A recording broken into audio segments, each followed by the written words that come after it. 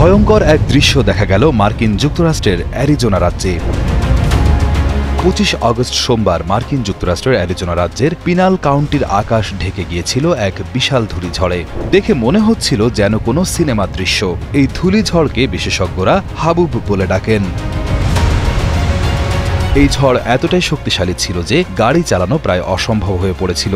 স্থানীয় আবহাওয়া অধিদপ্তর সঙ্গে সঙ্গে সব গাড়ি চালককে সতর্ক করে দেন। দৃশ্যমানতা শূন্যের কাছাকাছি চলে গেলে গাড়ি থামিয়ে নিরাপদ স্থানে থাকতে বলা হয়।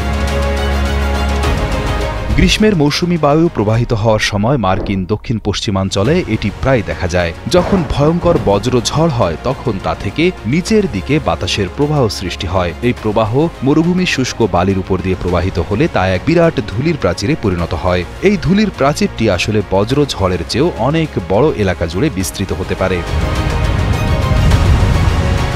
কখনো কখনো এই ধূলির প্রাচীর 100 কিলোমিটার পর্যন্ত লম্বা এবং 1.5 কিলোমিটার পর্যন্ত উঁচু হতে পারে। পৃথিবীর সবচেয়ে উঁচু ভবন বুর্জ খলিফার উচ্চতা 829 মিটার, আর এই হাবুব নামের ধূলিঝড় বুর্জ খলিফার চেয়েও প্রায় দ্বিগুণ উঁচু হয়ে আকাশ জুড়ে ছড়িয়ে পড়তে পারে। তাছাড়া এই ধূলিঝড় ঘণ্টায় প্রায় 96 কিলোমিটার বা তারও বেশি গতিতে এগিয়ে যেতে পারে।